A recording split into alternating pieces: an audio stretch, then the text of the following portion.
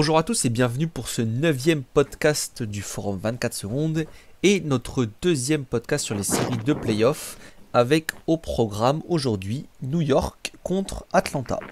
Tout d'abord, bonjour à mes collègues Doc, Pop et Réa. Salut. Salut tout le monde. Salut. Nouvelle série de playoffs avec les New York Knicks qui ont terminé 4e et les Atlanta Hawks qui ont terminé 5e. On va commencer en reparlant un petit peu de la saison de chacune des équipes et je vais donner la main à Pop en premier pour nous parler de New York et d'Atlanta. Alors, tout d'abord, New York, je pense que, comme beaucoup, je les voyais pas à ce niveau-là. Je les voyais même très loin de ce niveau-là. Soit à la limite du play-in, soit carrément pas dedans. Mais la montée en puissance de Randle et celle de Barrett aussi a fait que, en plus de l'arrivée de Rose, qui est candidat au Six Man de l'année en ayant fait une demi-saison, ça fait une équipe plutôt équilibrée, qui devrait pas souffrir de trop d'absence, normalement. La seule qui pourrait avoir déploré, c'est Mitchell Robinson. Il va être évalué d'ici une semaine environ. Euh, les Hawks, sinon, là, c'est une équipe qui a beaucoup changé à la mi-saison avec le changement de coach, qui est passé dans négatif à la 10e place à un bilan de 70% sous Nate McMillan, 28-12, et qui a fini en fanfare sa saison sans Hunter pourtant.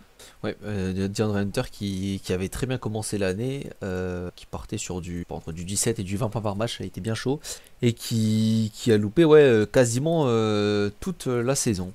Doc, ton avis sur tout ça? Moi, c'est la série qui m'a hype le plus pour le retour au Garden, des choses comme ça. Après, sur les matchs, le contenu, enfin franchement, New York, je pense que personne ne les attendait là. Même les plus fervents suiveurs des Knicks qui, de toute façon, sont blasés depuis quelques années maintenant.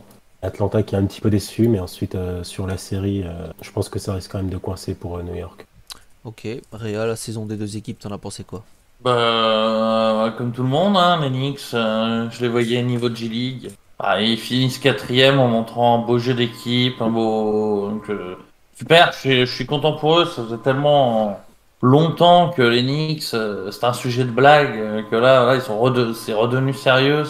On parle d'une équipe de basket et pas du cirque Pinder. Rien que ça change. C'est Atlanta, voilà, on s'attendait à ce qu'ils progressent. Ils ont progressé, ça a été difficile. Il y a dû y avoir un changement de coach. Ils ont eu quelques blessures aussi, mais ils sont à peu près à la place attendue. Ils étaient attendus 4-5, ils finissent par y être. C'est bien. Ça pourrait être mieux. C'est possiblement qu'avec Macmillan, au vu de la fin de saison qu'ils ont fait, comme disait Pop, ce sera plus haut l'an prochain. Peut-être pas en termes de classement, mais en termes de nombre de wins. Ouais, de toute façon, je vais rejoindre à peu près tout le monde. New York, voilà, de toute façon, c'est la grande surprise de la saison, hein, la belle histoire de la saison. Randle, Barrett, moi aussi, j'ai bien apprécié le step-up. Honnêtement, c'était mon joueur favori de sa draft. J'aimais beaucoup RJ Barrett arriver à la draft, mais très brut encore à polir dans son jeu offensif. Et très bon step-up de sa part cette année. Et c'est vrai que c'est à souligner. À côté de bien sûr Randle qui fait une tout simplement monstrueuse. Hein. Quickly, très bon ajout de la draft au poste de meneur hein, qui remplit bien son rôle souvent de sixième homme, tout comme Derrick Rose. 41 wins, 31 défaites pour les deux équipes, mais des dynamiques peut-être différentes. Hein. New York qui avait surtout bien commencé l'année, puis qui a été stable après et régulier, avec un petit coup de mou quand même à la pause du All-Star. Et Atlanta qui avait mal commencé sa saison, qui a eu pas mal de blessures. Parce que Capella il a loupé quand même pas mal de matchs par-ci par-là. Trae Young il en a loupé quelques-uns aussi. Et il a eu une petite blessure quand même sur la fin. Et Hunter qu'on a dit qui a loupé quasiment toute l'année. Mais globalement, quand Nate McMillan est arrivé et que Lloyd Pierce a été viré, c'est reparti de l'avant. Voilà. C'est reparti de l'avant, mais au niveau auquel on l'attendait, parce que le recrutement avait quand même été un peu entre guillemets XXL. Hein. On a fait venir Gallinari, Bogdanovic, voilà, les moyens ont été mis pour faire step up l'équipe. D'ailleurs, j'oubliais, mais John Collins aussi, plutôt une bonne saison de sa part également, même si un peu en deçà statistiquement, mais quand même une bonne saison du joueur. Voilà, 41 wins, donc les 6 de 4 et 5, hein, 41 wins, 31 défaites. On va directement taper dans le vif du sujet. Hein, Après, si je peux me permettre de te corriger, Oui, je disais que les Knicks avaient démarré fort, fini certes, comment Bah, dire, disons stable en certes à fait. l'équipe, mais non, c'est moins, c'est plus nuancé qu'Atlanta, mais ils étaient plus ou moins à 50% jusque début avril. Ah, avec certes des moments de mieux, des moments de moins bien, comme juste après le All-Star Game, comme tu disais. Mais là, tu vois, j'ai la liste des matchs sous le nez. Le 10 avril, enfin le 9 avril, ils battent Memphis, ils sont encore à 26-27. Ils Effectivement. Ouais. finissent, c'est là qu'ils enchaînent tout un tas, il y a eu 9 ou 10 victoires de suite, je crois. Et ils Ah finissent à oui. 41-31. Oui, c'est vrai. Donc ils ont un tout petit peu baissé de pied là sur le mois de mai. Mais, et encore, je pense que c'est parce qu'ils étaient déjà qualifiés. Parce que, ouais, tu vois, ils démarrent leur série contre Memphis le 9 avril et se terminent le 24 contre Toronto où ils sont en 34-27. Et encore après, ils regagnent 3-4 matchs derrière. Non, tu fais mal de le préciser. C'est vrai que j'avais. Pourtant, on en avait parlé, mais c'est vrai que j'avais un peu sorti de ma tête que ils avaient fait un gros run à la fin, eux aussi, avec une. Mais Qu'il y a c'est une vrai que grosse c'est plus équilibré que celui d'Atlanta. Ouais, Atlanta, c'était un peu plus chaotique, c'est vrai. Mais tu fais bien de le préciser, voilà, pour remettre l'église au milieu du village. Donc comme je disais, on va rentrer dans le vif de la série, avec des équipes. Voilà, je vais pas dire que les jeux sont à l'opposé, mais voilà, les Knicks cette année, c'est une très grosse défense, une attaque un peu plus entre guillemets brouillonne, hein, moins efficace. Après, c'est le talent offensif entre guillemets qui parle un peu également. Après, quand ton meneur titulaire, c'est Elfrid Payton, Bon, ouais, je crois que tout est dit. c'est le talent offensif après de l'équipe, je pense, qui bride un peu leur production quand même. Mais en tout cas, gros assist défensif, alors que Atlanta, c'est surtout un gros talent offensif, hein, quand même, un concentré de joueurs au talent offensif assez incroyable. Mais peut-être un petit peu plus frileux en défense, hein, même si Capella apporte une belle défense cette année. Ça reste, va falloir quand même couvrir Trae Young au poste de meneur, hein, qui ne va pas défendre sur grand chose à part le vent. Et même à côté, tu as des joueurs corrects, mais qui ne sont pas non plus des grands défenseurs. Donc voilà, c'est un peu pour donner le gros de la série. Réa, je te laisse commencer voilà, si tu veux bien nous disséquer un peu cette série pour nous. C'est, alors, je vais surprendre, mais moi je pense que New York peut le faire. Ça va être très serré parce que voilà, il y a quand même plus de talent offensif d'un côté que de l'autre. Donc forcément Trae Young qui va prendre feu ou un Collins ou un Capella. Mais la mentalité new-yorkaise, ça fait que puis voilà, Thibodeau comme coach aussi qui va leur dire de rien lâcher. Fait que je sais pas, je les vois bien passer malgré le fait que ce soit Peyton le meneur, qu'ils soient obligés d'aligner des mecs comme Alec Burks. Je sais pas, je vois bien 4-3 pour les Knicks. Me demande pas pourquoi, hein, je sais que ce sera probablement Atlanta en 4-1 ou 4-2, mais moi je vois bien 4-3 pour les Knicks. Surtout que je crois qu'ils ont gagné la majorité des matchs cette saison contre Atlanta. Ah, tu nous spoil déjà ton pronostic, bravo. Ouais. Ouais, j'avoue. Oh là là. Incroyable, bah au moins. On passe au prono du coup. Doc. Ouais, non, cette série, en fait, j'ai une grosse interrogation, c'est sur les Knicks. Est-ce qu'ils vont pas, surtout au Garden, avoir un petit peu se perdre en défense et vouloir se montrer offensivement pour vraiment faire plaisir au public? Ah, tu connais pas Thibodeau, toi ou... Ah ouais, mais Thibodeau, il est limité dans son nombre de temps mort. Ah ouais, mais alors, il va leur passer une telle soufflante que... Tu sais, tu connais le air dryer dans le foot? Bah, ça va être la même. Un petit Randle qui se met à un petit peu câblé, tu vois, ses défauts qui ressortent un petit peu, des petits trucs comme ça, tu vois, dans l'envie de trop faire, hein, pas vraiment en étant complètement Ouais. idiot, mais juste l'envie de trop faire qui va faire mal. J'ai peur de ça pour les Knicks. Parce que mais c'est pour ça que c'est aussi pour ça que j'ai donné directement mon prono. Je dis pas que c'est possible que tu le laisses sur certains matchs, mais de toute manière, il n'y a pas beaucoup d'écart entre les équipes, ça va être serré. Donc oui, c'est possible sur un match, mais peut-être que le match après, c'est Trae Young qui va passer à côté Faut pas oublier que qui a déjà fait les playoffs à New York? Derrick Rose, Randall aussi, non? peut-être Nerlens Noel, Non, Randall, Taj. Rivers? Ah non, il est encore là, lui, d'ailleurs. Non, il a été cut il y a Je un veux moment. plus, il a été Il cut. était Ouais. cut Rivers. Il a été cut il y a un moment, Rivers. Peut-être Reggie Bullock. Voilà, ça met. Ouais. Il y en a aucun qui a un gros parcours en playoff. Après, Et côté Hawks, Atlanta, t'as Capella. Bon, c'est le seul. ouais, et puis encore, voilà le rôle. Bon, Gallinari aussi, je pense qu'il a de l'expérience playoff, on va Et dire. il y a l'expérience FIBA aussi, là, Voilà. ça, pour le coup, ça peut compter. Après, ça déborde pas non plus d'expérience de côté. Donc voilà, ce que tu dis est vrai, mais ça marche des deux côtés en fait. Ok. Je dis.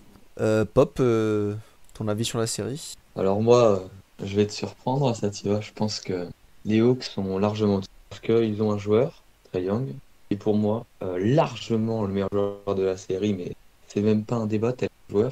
Il transforme n'importe quelle attaque en une des meilleures attaques de la ligue, rien que par le fait qu'il soit présent et que les défenseurs doivent le défendre très haut. Sa qualité de passe est il est tranquillement dans le top 5 de la ligue. Il a un range énorme, tout faire en attaque, et pour moi, le fait que l'attaque des Hawks sera forcément de très haut niveau, alors qu'en playoff, encore une fois, on va dire la création de New York est très limitée. T'as un meneur aussi faible qui est d'exister en playoff, en ISO, d'autant plus. Pour moi, ils vont vraiment être exposés sur leur incapacité à attaquer et sur le fait surtout que les match-ups leur vont vraiment pas. Le défaut de Trae Young, c'est le fait que sa défense soit vraiment suspecte. Mais si tu mets sur Elfrid Payton, enfin, même moi je défends Payton sans trop de soucis, a priori il n'y aura pas de soucis. Et au contraire, il y a des défenseurs capables de défendre sur Randle, sur Barrett. Oh, Après, attention, Elfrid Payton, ça fait un moment qu'il dépasse pas non plus les 20 minutes par match. Attention, hein, il va sûrement commencer la série. Je suis pas étonné que rapidement les Knicks quand même, enfin en tout cas Thibodeau le foot dans le frigo et que la rotation de meneur elle se limitera à Quickley, Rose et Dilikina 2-3 minutes par-ci par-là. Hein. Sachant que les Roses ont, de mon point de vue en tout cas, pile les qualités pour attaquer sur Young défensivement. Voilà, vraiment quand on regarde les minutes de jeu de Payton depuis un moment, ça dépasse pas les 20 minutes. Et là, dans le contexte de la série, Et c'est déjà 20 minutes de trop. c'est déjà 20 minutes de trop, exactement. Non, mais dans le contexte de la série, faut faire attention parce que après, je suis d'accord sur un point.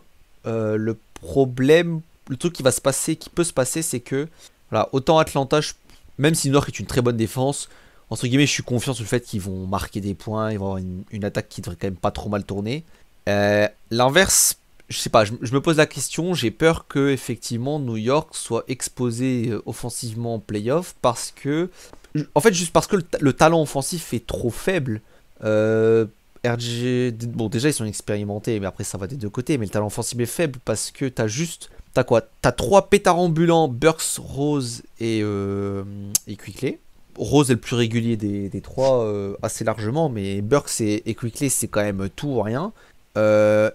Barrett reste quand même très jeune, on l'a vu qu'il peut passer encore à travers de ses matchs assez régulièrement, même si comme j'ai dit il a fait un bon step-up cette année.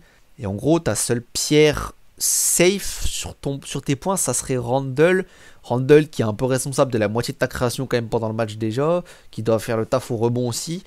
J'ai un peu peur que les Knicks ne s'en sortent pas offensivement sur la série, voilà. Sans dire qu'ils vont se faire balayer avec les Hawks, il va leur marcher dessus. Mais disons que pour que New York gagne, il va falloir jouer déjà le bon basket en défense comme toute l'année, mais il va falloir surtout aussi jouer le très bon basket en attaque toute la série. Et ils ont moins de marge d'erreur, je pense, qu'Atlanta qui attaquera relativement bien dans tous les cas et qui défend relativement bien dans tous les cas. Après, je sais pas comment vous voyez un peu ce que je dis aussi. Hein, si vous êtes d'accord, si vous n'êtes pas d'accord, dites-le moi. Hein. Ah, je sais que les playoffs sont pas la saison régulière n'est pas toujours représentative des playoffs. Mais, et je nie pas hein, qu'il y a un énorme talent offensif en Trae Young et que c'est putain de solide offensivement les Hawks. Mais il y a eu 3 matchs entre les Knicks et les Hawks cette année. les 3 fois les Knicks ont gagné. Hein. C'est à prendre en compte quand même. Pour moi, quand même. En fait, le problème que j'ai avec ça, c'est que c'est un peu. On est en saison régulière, c'est pas que ça compte pas, c'est que t'arrives pas. Déjà, clairement, t'arrives pas avec un game plan défini pour une équipe. Et tu peux te faire surprendre par la rigueur défensive des Knicks sur un match de saison régulière, sur leur attaque qui tombe pas trop mal. Là, on arrive en playoff. Atlanta, ils savent qu'ils vont se taper New York au moins 4 fois. Ils vont disséquer leur manière d'attaquer de A à Z et ils vont arriver avec un plan pour les réduire à néant offensivement, tu vois. C'est la nuance qui fait que j'ai un peu peur pour New York parce que j'ai pas envie de dire que c'est une équipe de saison régulière parce que on sait pas comment ça va se passer les playoffs, mais les équipes défensives avec un ceiling offensif plutôt faible, ben ça me fait peur en playoff parce que l'équipe en face, elle arrive préparée quoi, elle arrive préparée pour te défoncer, que ce soit en attaque ou en défense. Sans dire que New York n'arrive pas à préparer. Je pense que New York va caler un ou deux gros matchs défensifs dans la série, hein, attention. Alors, dans l'ensemble, oui, je suis relativement d'accord. Enfin, je comprends ce que tu dis, j'entends. Mais, comment dire, c'est, faut voir que, certes, Atlanta va arriver avec un plan, mais en dehors de Capella, qui sait qu'il y a un gros défenseur? Donc c'est bien d'arriver avec un plan défensif, c'est mieux de pouvoir l'appliquer. Et je vais reprendre encore les résultats de la régulière, mais c'est pas. Les trois trucs sont différents, donc on peut espérer que les Knicks aient su s'adapter. Parce que t'as celui de janvier, 113-108 pour les Knicks. Mais à côté de ça, tu prends celui d'avril, ça finit à 137-127. Et pas beaucoup hein, des équipes qui en ont pris 137 dans la mouille de la part des Knicks. Alors, ok, il y a overtime, de mémoire, mais donc 40 points de Randle. Voilà, c'est ça. Ça va en prolongation. Il y a overtime et les Knicks gagnent 15-5 la prolongation. Mais ça veut dire qu'il y avait quand même 122 partout à la fin du quatrième quart-temps. Et encore une fois, les Knicks, 122 points, c'est loin d'être à tous les matchs. Hein. Donc ils ont su s'adapter jusqu'en saison régulière. Même si là, ça sera étudié de beaucoup plus près et que en effet, ça sera peut-être plus dur pour les Knicks. C'est bien pour ça que j'ai pas dit 4-0. Hein. Oui. Tu voulais réagir, je crois, pas. Ce match, quand même, je préciserais que. Sur ce match, je préciserais quand même que Atlanta était en back-to-back, qui a quand même son importance, surtout avec un overtime. Après, les autres, je suis pas allé chercher, donc c'est pour ça, justement, il faut pas accorder une grosse importance non plus dans une saison condensée comme ça et raccourcie. Oui, voilà, j'ai plus tout en tête, j'ai plus. Parce qu'on va voir. Hein. Mais voilà, globalement, oui, l'attaque des Hawks est très forte, mais la défense des Hawks c'est pas loin d'être aussi mauvaise que l'est l'attaque des Knicks. Donc, de mon point de vue, ça n'engage que moi. Tu voulais rajouter quelque chose, Pop?